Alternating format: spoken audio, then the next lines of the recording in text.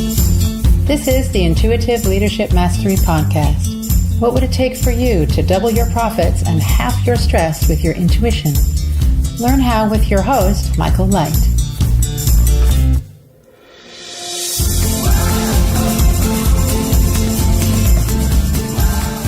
Hi, welcome back to the show. I'm here with Julia Nieman. Hi, Julia. Hi, Michael. How are you? I am great. So I'm excited to talk about business intuition and young entrepreneurship and all kinds of other interesting topics, including how to tell the difference between your feelings and emotions when it comes to intuition, which I know you've got a lot of experience. Yeah, me too. So those of you who haven't met Julia before, she used to be a clinical social worker, but she's got into helping teen entrepreneurs.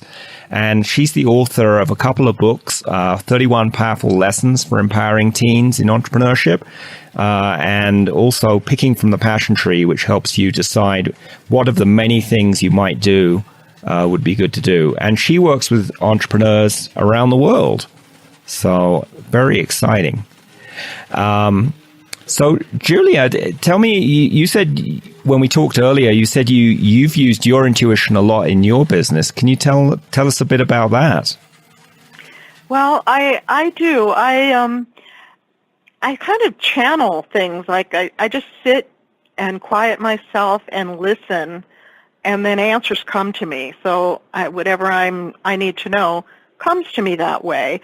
And, you know, as I told you when we talked before, I had a real advantage in life in that I grew up back in the 50s in South Florida, and my backyard was basically the Seminole Indian Reservation, and that was before they signed a treaty with the United States government, so they basically were living an authentic life.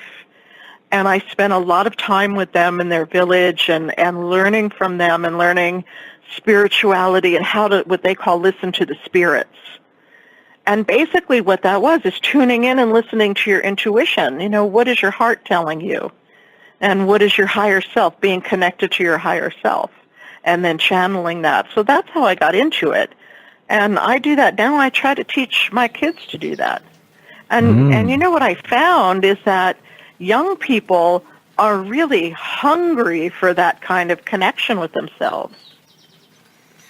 Right. That would make sense. It makes it much easier if they're an entrepreneur to know what to do next. There's so many possible choices, or in the rest of their life too. That's exactly right. They're just really hungry for that. And I've done that when I was actually working in the foster care sector, and I was working in a group home. I would take the boys. I worked with teenage boys for the most part. And, you know, we would go outside and I would teach them things that the Indians taught me, like how to expand your consciousness. When you think about it, you know, Indians would know when somebody was coming into their environment. They were just so in tune to nature. And I was taught at a young age how to actually increase my awareness by extending. I could hear things further and further away by extending my awareness. And I would become aware a few feet away, and then I would become aware a few yards away, and then it would just keep growing. As much as I could concentrate, I could hear things in the environment further and further away. Wow. So how have you used that skill in your business?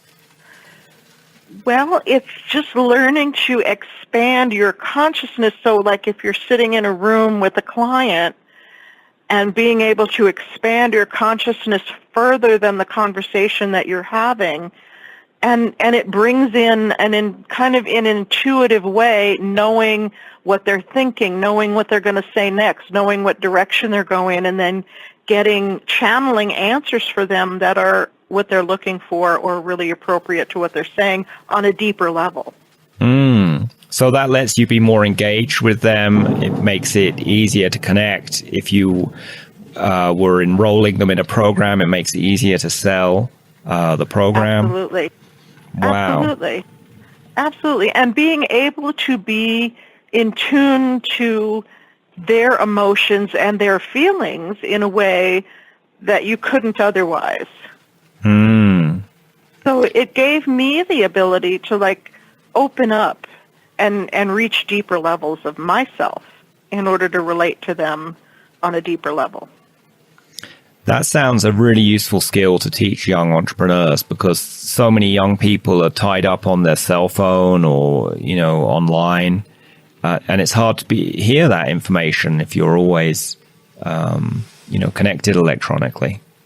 That's right. It really is. And the other thing that I like to work with young people on is the difference between emotions and feelings, because there is really a big difference between them. Emotions come from the mental mind. As your mental mind is telling you, I feel angry, I feel happy, I feel sad. But that's all mental. And so really what you want to do to figure out what you're really feeling is tune into your body. What is your body telling you? What are you feeling physically? That's a real feeling. And then to be able to interpret what your body is saying, like if you have a stomach ache, if you're having a conversation with somebody and suddenly you have this stomach ache, and if you're not in tune with your body, you're going to interpret that as some emotion. It's like, this person is making me angry, and maybe that's not it. Maybe you're just really sensitive to the fact that they're negative. And so instead of having to get angry at them, you're tuning into what you're really feeling and like, oh, okay, they're a negative person and my body is reacting to that negativity. And Or, so I don't need to get angry. Maybe you're picking up this isn't a good business deal, or there's some risk that I need to investigate.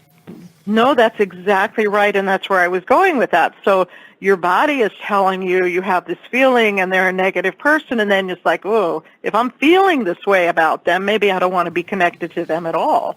It's a good person to stay away from. So rather than go off on emotions, which totally are just your interpretation, it's like connect to the physical. So when you talked about emotions being connected to your mental mind, can you dig into that a bit more to help us understand, what you mean by that? Yeah. So your body is always sending you signals, but not everybody is in tune to their body. Not everybody realizes that that's what's really happening. And so the mental mind gets in there, interprets it, and says to you, okay, you're really angry about this. This person is really stupid and saying things that are making you angry. And really what's happening is that they're just being negative and you don't want to be around that. So or maybe you're being negative and they don't want to be around it, so they're reacting to you. Right. So it's stories you create around the sensations in your mind. Yes, that's exactly the right way to say it. It's stories that you're creating, and when really what's happening is your body is trying to tell you something. And maybe it's those really important. And also those it's really important to differentiate between the two. Right, because otherwise you get lost in a story, or it might be an interpretation you have from some childhood experience that occurred to you, and it's not accurate, intuitive information about the current situation. Exactly, that's exactly right. And don't we all know people that do that? I'm one of them. That's why I have to be careful when I'm picking up things to know where, is this intuition, or is this a story, or is this some mental mind projection? Exactly. And what is intuition really? That's important to know too. So what is intuition to you, Julia? Yeah. So intuition to me is actually my body telling me things. And if I can tune into my body, most often when I take the time to really do that, and my clients also figure that out, when they take the time to do that, they're really listening to their gut. Your intuition is your gut level talking to you, and your heart. The gut and the heart are connected. Well, they're right. They are right next door. They're next door, but they're really connected in a way if you look at it. So if your heart is telling you that something is not right, your gut is reflecting that. Right? So if in your heart you know something's not right, your gut's going to say, I have a stomach ache, or give you a headache, or my body's really tense, my muscles are tensing up, or I don't feel well suddenly. What is that about? Right. And it might come Right? from your gut, or it might come from your legs or arms or your neck, all kinds Exactly. of body parts. So, Exactly. and I That's find exactly right. I find it helps to even talk to the body part that's hurting. Ask my gut, okay, I've got a tummy ache. What are you trying to tell me, tummy? Inside my head, if I'm not alone, or if I am alone, I can ask it out loud. Because it doesn't that's always. it. See? And that's what you're doing. You're connecting to the physical. You're connecting to the physical, which is where the intuition comes from. To me, that's what I believe. I don't think it's a mental thing. A lot of people talk about intuition like it comes from your mind, but it doesn't. It comes from your body.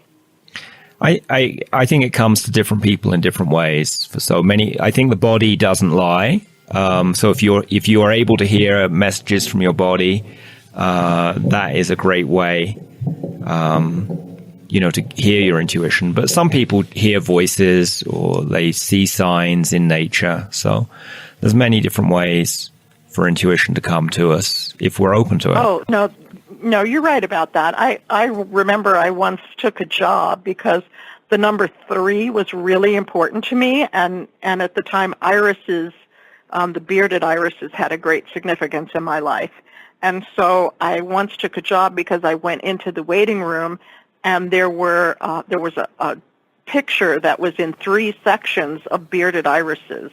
Wow. You don't see that every day. No, you don't see that every day. And I said, okay, I have to take this job. And that was the right move. Yeah, It turned out to be really positive. That's great that you noticed something unusual that was a message. It's easy to dismiss those things. Oh, it's just a coincidence, or not notice them at all. And if you're open to it, it can lead to amazing things happening in our life. It can. But see, I've always studied spirituality, and one of my spiritual teachers taught me. Now, see, I tuned in when I saw that picture. I tuned into what my body, what my gut, and my heart were saying about it, because there are also imposters. When you get really deep into spirituality, there are imposters, and there are negative energies that try to get in the way and tell you things that aren't real. So you have to still, to me, I always go back to my body. It's like I can look at, okay, here is this thing that has great significance to me, but is this real or not? I think that's a wise thing to do. Some of the guides that people have are angels, or they're, benevolent guides and have a high vibration of love or above. Other guides can be lower vibration, and they may not have your best interests at heart. So they may be more interested in their own, pursuing their own objectives. And an example of that would be, if you're involved drinking alcohol or taking drugs or other things that, on one level are negative for us, and on another level, part of us enjoys them. It's easy to get a message, a nudge, oh, let's have another drink, or, let's go out to that party where the people who take drugs go. And that is not so useful. and when you look at it, that all comes from the physical, because alcohol and a lot of drugs, even marijuana, which some people use to open up their creativity, if you overdo it and you overuse it, it dulls your senses. It affects your brain. Alcohol numbs your brain, and if you have too much of it, it numbs your body as well. So it all comes back to the physical, at least in my way of thinking. I mean, one of the things, I think that's right. And one of the things I talk about in my book is that, you can have a spiritual advisory board where you invite different entities and angels and, to give you advice, but you are the one in control of your advisory board. And if someone's not helping you, you can fire them from your board. Just because they're a spiritual being doesn't mean they're infallible for you.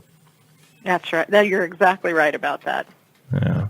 So you're exactly right. So Why is it so important to you that, you help young people become entrepreneurs? Because that's not what school guidance counselors typically tell students.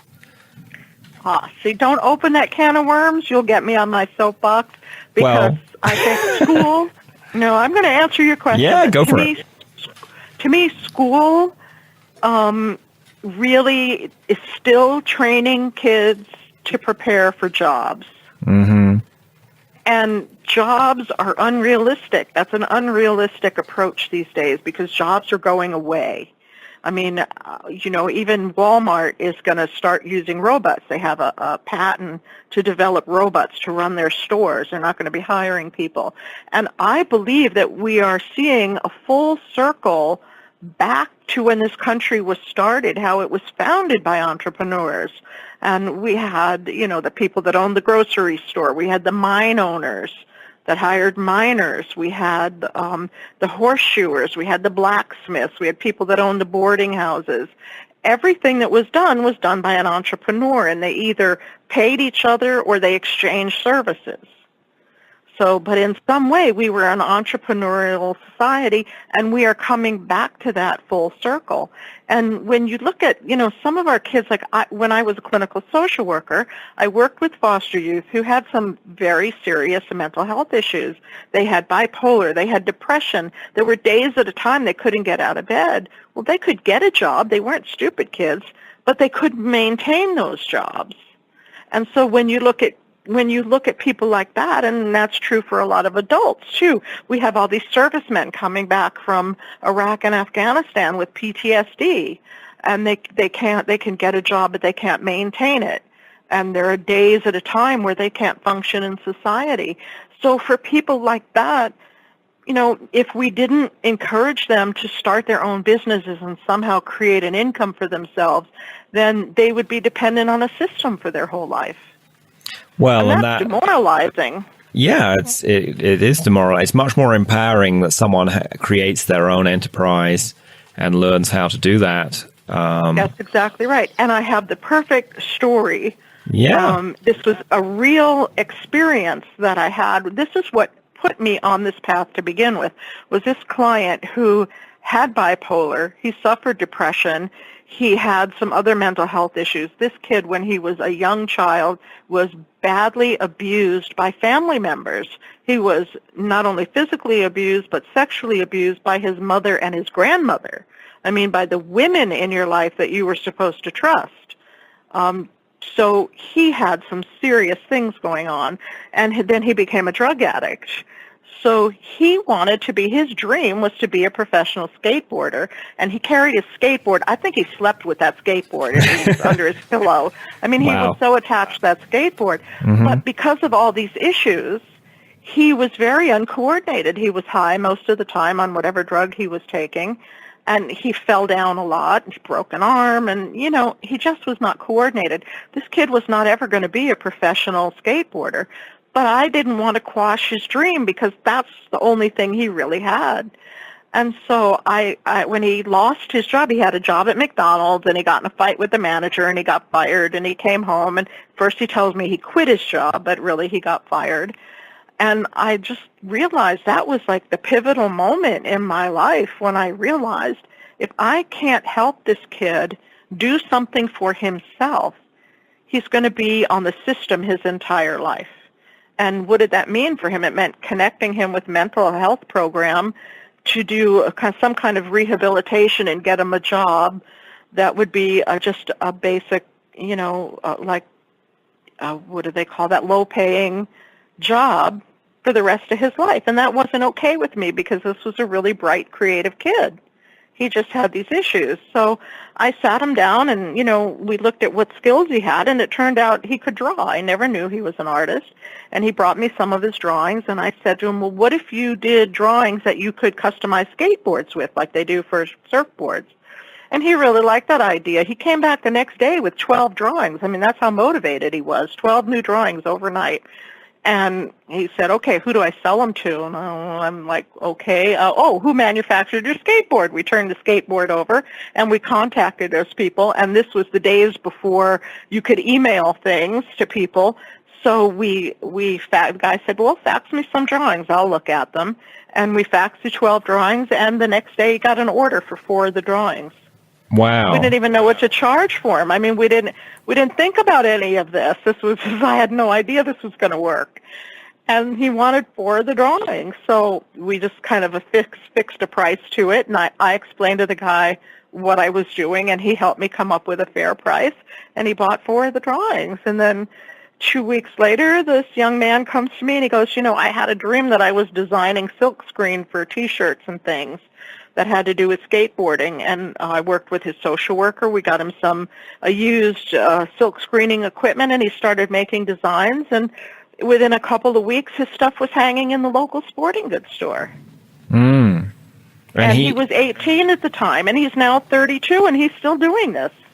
So he's supporting himself. He's created an enterprise there, and it's one that he's motivated and passionate about. That's exactly right. And he has days at a time where he can't do anything, and it doesn't affect his income whatsoever. What a great story. So this is why I built the business that I do. I now train trainers because my big mission is to end youth unemployment worldwide, because it's an enormous problem in every country. In this country, it's like a huge problem and a big drain on the system. Well, and the system probably won't be able to deal with it in the future. There's just so much change. That's exactly right. So now they're already talking at taking away some of these benefits. If they go away, then what? So we need to not only teach kids how to build a business and how to be responsible for their own economic well-being, but also we need to teach them wealth creation skills. So when you get money coming in, even if it's a little bit of money, how do you make that grow? How do you protect it? What do you do with the money when you get it that's going to ensure that you have some in the future? Right. And that's not something they teach in school. No, it isn't. And also, they don't teach you how to use your intuition in your enterprise, in your business. That's exactly right. So I do that. The way that I do that is by working with kids, teaching them how to interpret what they're feeling, and not just let their emotions rule them, but look at what your body is telling you, and that's the way to tune. To me, that's the way to easiest to tune into your intuition, because your body intuitively is giving you the right signals that you need. Right, and it can't be overridden by other people trying to convince you of what they want. Exactly. So very powerful. Exactly right.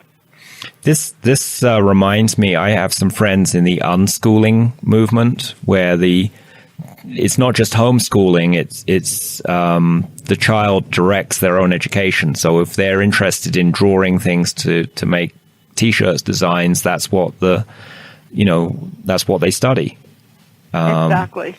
So I think there's a good connection there. And I have a friend who's been doing this for, I think, 3 years now. She and her, originally he was 14 years old, now he's 17.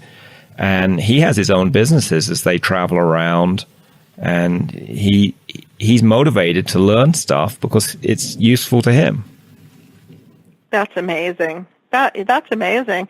I have a Facebook page called Empowering Young Entrepreneurs, and I'm constantly posting stories about teenagers who are starting businesses and how they do it. I mean, there's one young man started a business called Man Candles, and he was 14, and somebody gave him a candle for his birthday, and he told his father, "I can't use this." And his father said, "Why?" He goes, "It's too girly."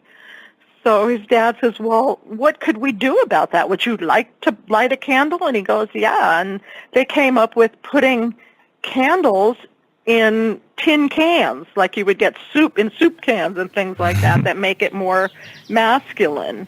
And they didn't use perfumey scents in it. They used more masculine colors and things that boys and men would be attracted to. And I think he's 22 now. He's a multimillionaire. Wow. And he did this. His dad said, "Okay, this is a great idea. Let's see, how we can get this manufactured." And his dad supported him in getting this done. And they now have a multimillion-dollar business called Man Candles. Wow. That's amazing. But I mean, this can be for millions of teens and young adults. That's exactly right. I can give you story after story after story. Another young woman, she was 14 at the time, didn't like her babysitter. They couldn't find somebody that she really liked to stay with her.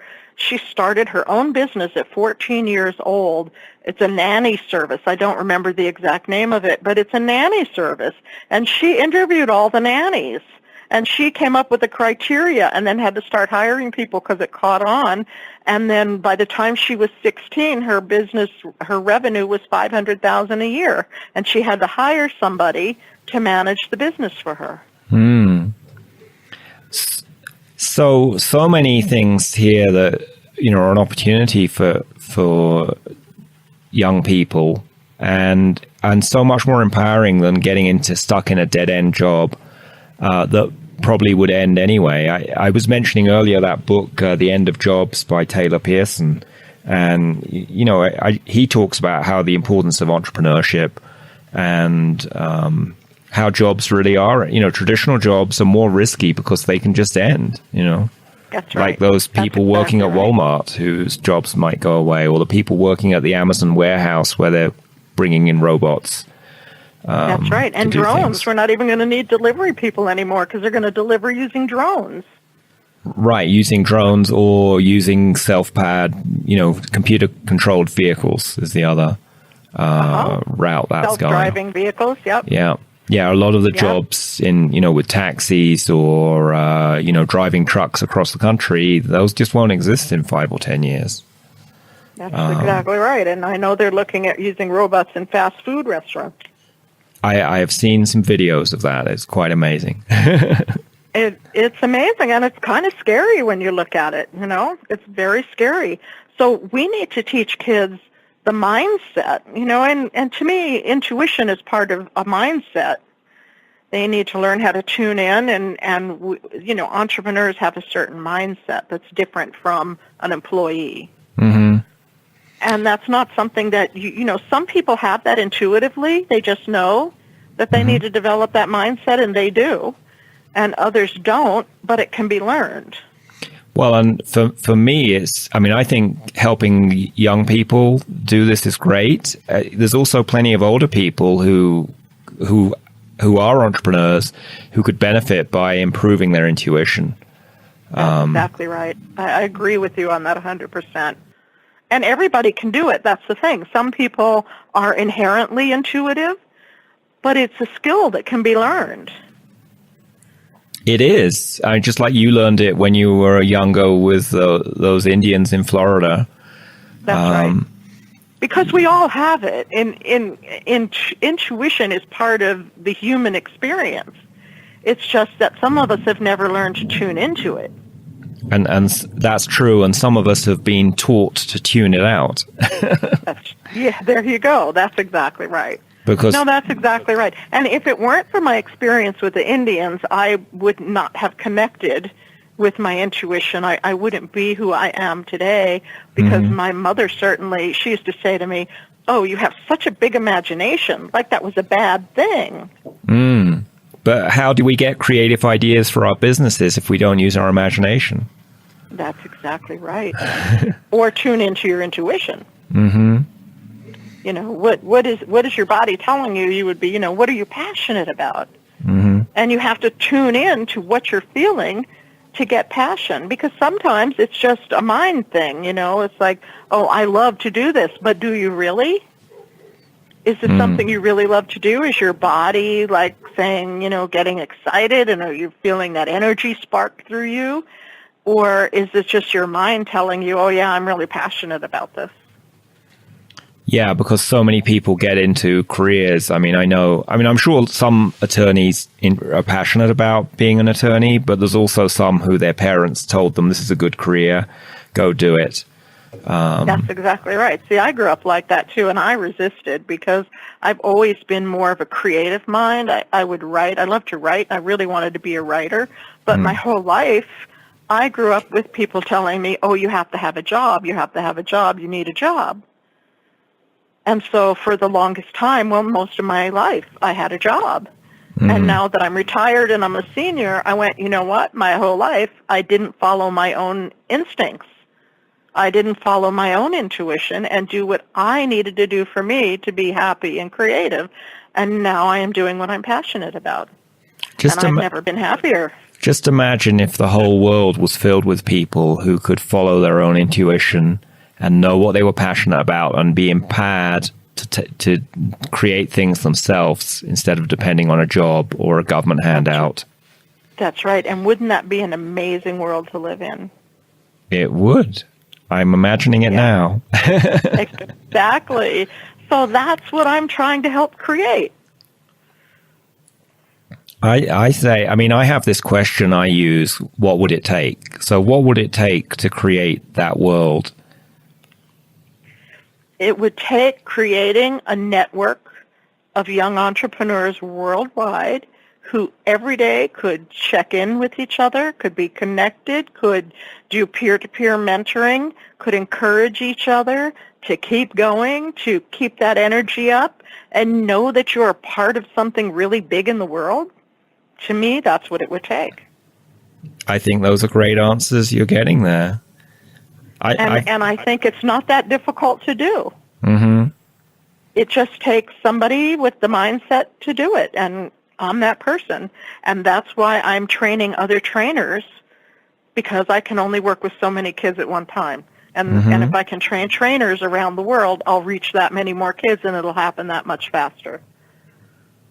That's a great approach. And the kids today love that. The kids today love that. No, they're growing up with the Internet. They're connected to the world in a way that I never had.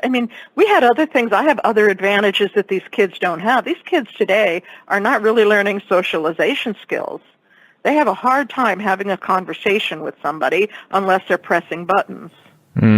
But to sit face-to-face and have a conversation with somebody is a difficulty for some of my clients.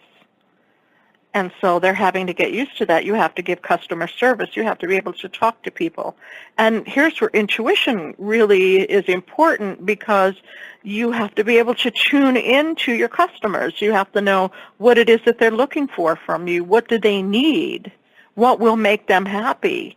What is, entrepreneurs talk about pain points, and I don't like to look at it that way. I don't think a person needs to be in pain to need a solution to something. So they have a challenge. I call it a challenge. I never let my kids say it's hard or there's a problem. No, there's not. That doesn't exist. That's your mental mind telling you something that's not right.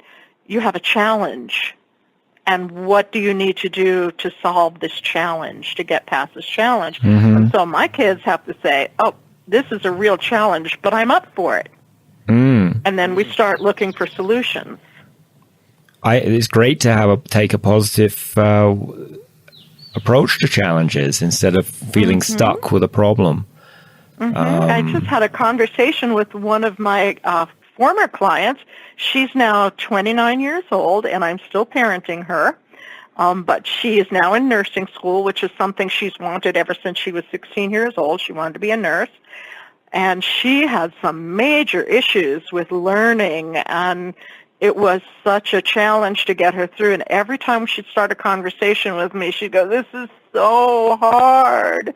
And I went, "No, it's not. It's not hard. It's just a challenge, but you're up for it. You're a smart girl." And now she's so excited, and she called me the other day to thank me for being there for her and for making her change her mindset from this is hard to this is a challenge and I'm up for it. And now she doesn't have as many challenges as she used to either because she built self-confidence through all of this. Because every time a challenge came up, she was up for it. I would just constantly move her into that mindset, and she solved one thing after another and got through one challenge after another to get into nursing school. And now she just feels this confidence that she never would have had if I didn't insist that she change her mindset. Well, that's very powerful. And if you're an entrepreneur, you're always going to be coming across challenges. That's exactly right. And so I try to get kids into the mindset of like, a challenge is a good thing. It's a good thing because it forces you to be more creative. It forces you to go deeper inside yourself to find answers that you wouldn't necessarily look for. Mm-hmm. Yes, so you can connect. And you know how people who are religious are always fond of saying, God never brings you more than you can handle. Well, it's the same idea. Right. It's the same thing. You never are brought more than you can handle. And if you just have the right mindset, you can handle it. And the more you can connect to your intuition, the easier it is to find the answers that you need to solve your challenges. I certainly find that myself. My intuition can solve any problem that comes up. That's right. So that's right. And connecting with your intuition for different people comes in different forms. But however you do it, and it makes your life so much easier. It does. I mean, that requires a mindset change that life is a struggle to be let go. That's right. That's exactly right, because it's not a struggle. It is what it is. Yeah, the struggle is a mental story we create around what's happening. Absolutely. That's absolutely right. Life it is what it is. And if you're not happy with something, or you feel like you have an obstacle or something's in your way, you just go inside yourself and say, okay, what do I need to do? And then sit quietly, and the answer will come to you. Mm-hmm. Yep, it may come to you immediately. It might come in a dream. It might come some other way you get the information. Might be signs within nature, or, you just never know. Might be someone you meet. You have to be aware. You have to, be really in tune to listen for the answer. Right. So how do you get in tune to listen to the answers, Julia? I think mostly I utilize nature.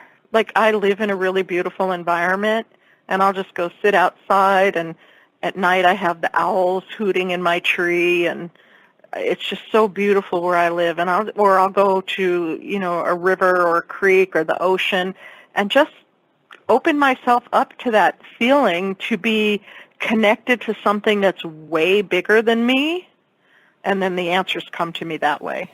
Well, and that helps quiet the mind as well. Absolutely. So a bit of both. Absolutely, because if you're sitting there listening to the ocean or a river rushing, that sound and the energy from that is way bigger than your mind chatter.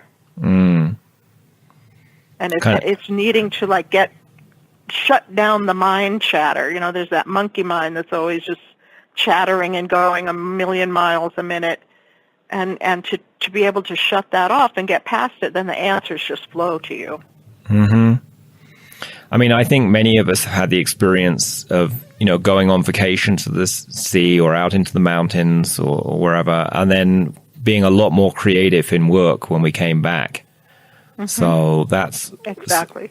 But we can do this every day just by getting into nature. Or even, taking a shower isn't really going to nature, but often entrepreneurs get new ideas in the shower. In the shower, that's right. I've heard that. My best ideas come from the shower with the hot water beating down on me, and it's so relaxing. And that really relaxing, I think, is the key. Mm-hmm. Whatever it takes to help you relax, it's really all about shutting down that monkey mind that is constantly filling you with all of these stories and telling you stories that really hold you back and keep you down. And if you can stop listening to the stories from your monkey mind, then the answers come to you. Right. I think the answers are there the whole time. It's just that we don't hear them with the monkeys chattering so loudly. I think you're exactly right. And some people also call that the lizard brain. You have your lizard brain part of it. I know John Assaraf, who's done a lot of work in neuroscience, he refers to it as the lizard brain. Because it's a reactive part of the mind. It's the reactive part of the mind. Exactly right. Yeah. I know John has a number of audio programs that do that. I think it's called binaural beats, where it kind of tunes out your monkey mind by playing different sounds in each ear. He does. And, also Mind Valley, Vishen Lakin from Mind Valley has a lot of he does wonderful meditation music and binaural beats, and he's got things for sleeping and things for energizing, and they're wonderful. They're just really wonderful, and it really works. So, though, if someone listening is having trouble, connecting to their intuition, maybe one step is to try find some meditation music that helps in that regard. Yeah, I've been using Om Harmonics a lot. That's Mind Valley's meditation program, and I love it. Wonderful. I really love it. It really helps, and I deal with insomnia sometimes, and that really helps me sleep. Mm-hmm. Makes a big difference. Yeah, I mean, relaxing and also noticing with insomnia, noticing what my body is trying to tell me. Mm-hmm. You have it too. I wouldn't say I have insomnia, but I sometimes wake up in the middle of the night and I'm wide awake. So, I either lie in bed and meditate on my different parts of my body and different chakras, or I'll get up and do, use that creative energy and get some things done and have a nap later, because, if you have your own business, often you have freedom as to how you spend your time. So that's exactly right. That's one of the best parts of being in business for yourself. You can structure your day any way you want. And I've always been a night owl, and I'm just not really a morning person, so I do my best work at night. So the morning is just a time for relaxing to me. And then you get building up to the day. Then you get the work done late at night when it's quiet. Yeah, late at night, or I don't schedule phone calls till after 10 o'clock in the morning.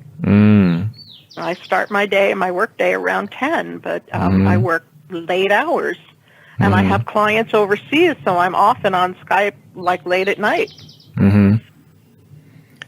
Well, that's one of the great things about, helping young people be entrepreneurs. They can create more freedom in their life, whether it's freedom of time or freedom to travel.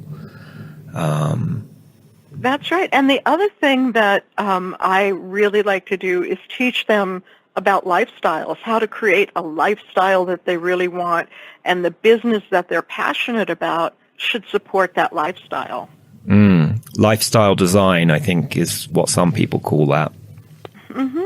And it doesn't mean that you have to be a millionaire, because I have a friend that he's from Denmark, and he's about 23, 24, and he has become a DJ, and then he can travel anywhere in the world and do DJ parties. And he doesn't have a lot of money, but it gives him enough money to travel to the next place.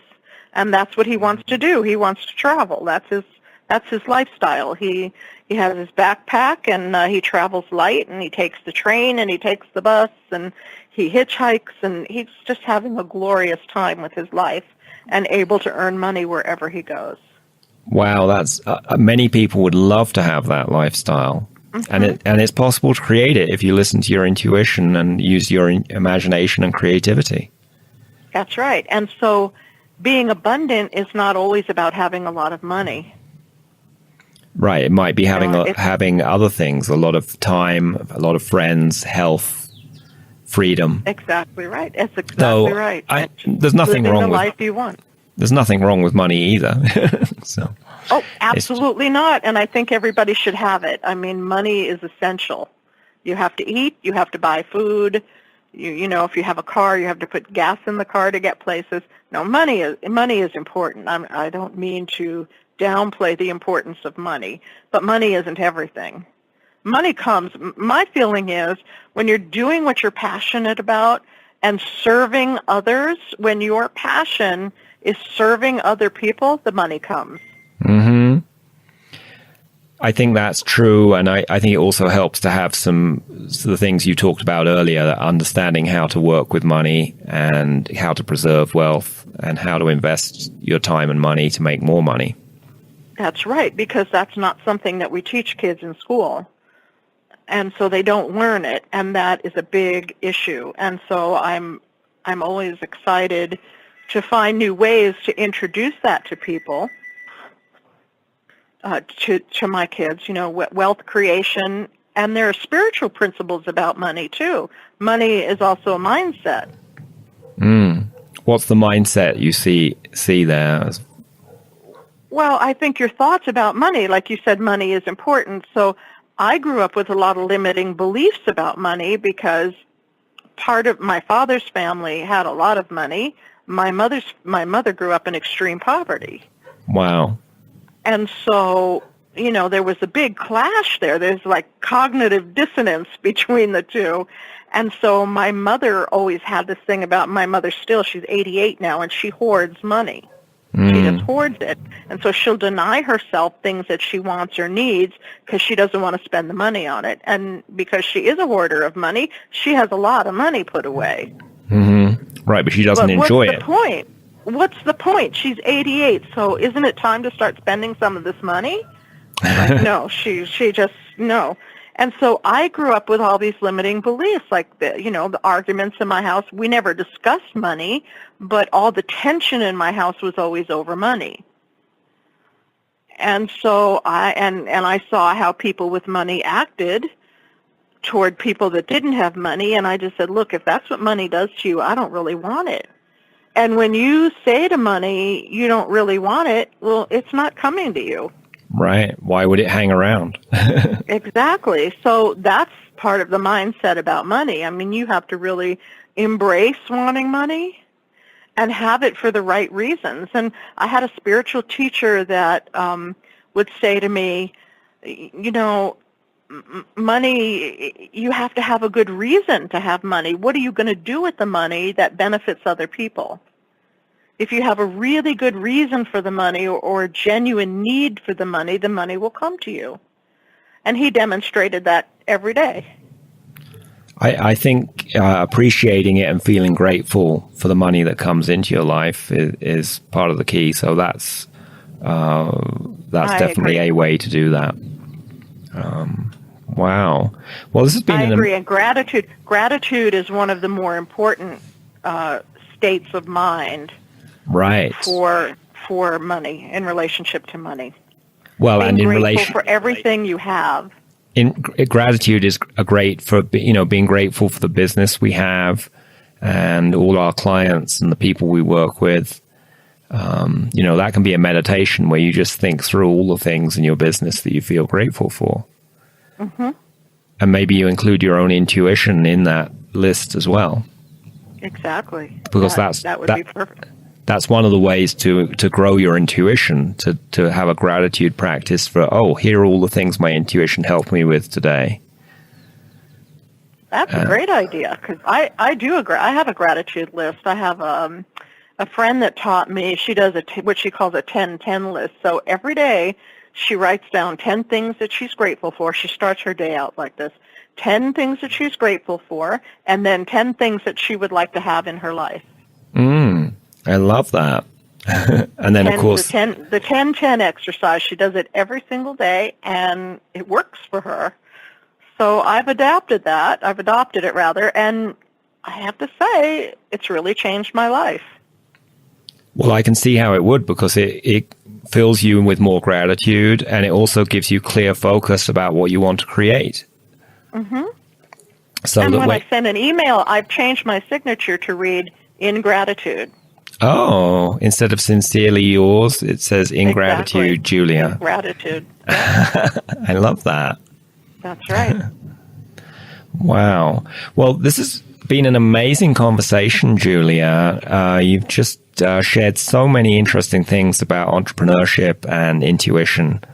And I'm going to include your new website in the show notes so people can read about you there. And they can find you on social media too, and we'll include the links you give on that as well. That'd be great. I really appreciate the opportunity to talk to you about this. I've never talked about entrepreneurship in relationship to intuition before. So I really appreciate that opportunity, because intuition really is a big part of an entrepreneur mindset. I think it is. Seeing the opportunity and being creative to solve challenges, and just listening, being open to your intuition. I agree. Even coming down to choosing your niche, like who are your customers going to be? Who are your clients going to be? Following your intuition is like, what's right? Who are you going to best connect with? That sounds like that could be a topic of a whole other conversation. There you go. Yeah. Well, thank you so much, Julia. It's been my pleasure.